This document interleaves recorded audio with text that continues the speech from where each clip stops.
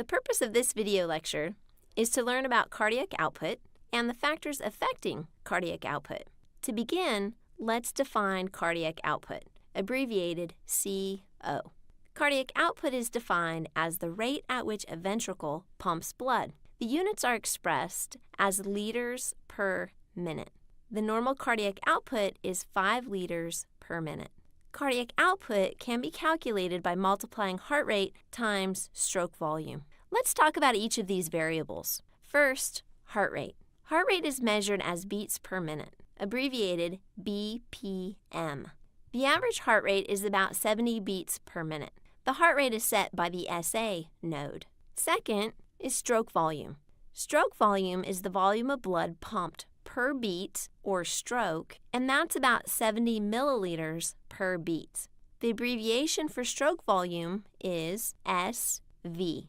Stroke volume can be calculated by subtracting the end diastolic volume, the EDV, minus the end systolic volume, ESV.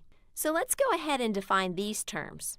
For end diastolic volume, first think about the word diastole. What does that word mean? It means relaxation of the ventricles.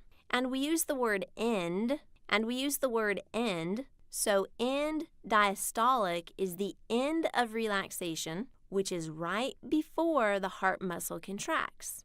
And the word volume pertains to the volume of blood in the ventricles. So when we put all these words together, EDV, end diastolic volume, means the maximum amount of blood in the ventricles before contraction. Now for end systolic volume, again, first think about the word systole. What does that word mean? It means contraction of the ventricles. And we use the word end, so end systolic is the end of contraction, which is right before the heart muscle relaxes. And again, the word volume pertains to the volume of blood in the ventricles. So when we put all these words together, the end systolic volume, ESV, means the maximum amount of blood in the ventricles after contraction. So before we proceed any further, let's make sure that we are all on the same page regarding the right and left ventricles. The volume of blood that is pumped by each ventricle, meaning the right and the left ventricle, is the same. The volume of blood coming out of the right and left ventricle is the same. That's an important concept. The pressures, however, are different. The pressure in the left ventricle is higher than the pressure in the right ventricle. But again, remember, the volume of blood is the same. Now, let's return to cardiac output and explore how heart rate and stroke volume affect cardiac output. Remember that we calculate cardiac output by multiplying heart rate times stroke volume. So if heart rate increases, cardiac output increases, or if stroke volume decreases, cardiac output decreases, and so on. So let's go ahead and zoom in on these factors. We're going to begin with heart rate. So here are the factors that regulate heart rate. Neural control via the autonomic nervous system can regulate heart rate.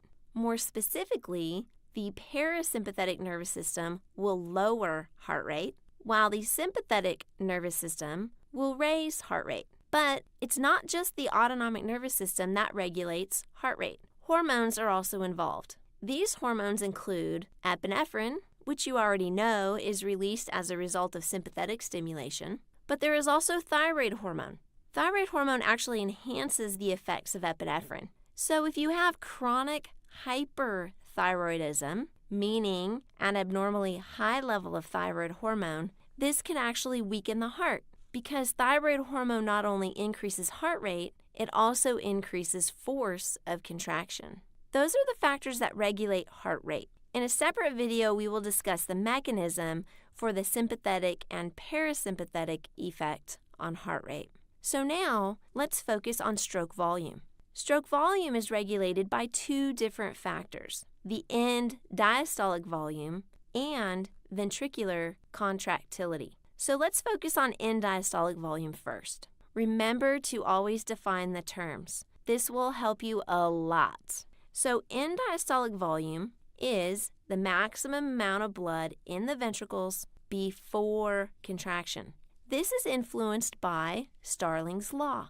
Starling's law is the rate at which blood flows into the heart. Some people will refer to this as preload.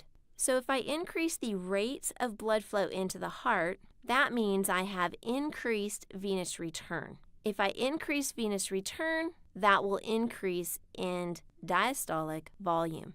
Now, let's focus on the factors that affect ventricular contractility. Remember, this is the other factor that affects stroke volume. Ventricular contractility is affected by the sympathetic nervous system. The sympathetic nervous system increases the force of contraction. We will discuss the mechanism for that in a separate video. There are also hormones that can affect ventricular contractility. Insulin, glucagon, thyroid hormone, and epinephrine will all increase the force of ventricular contraction.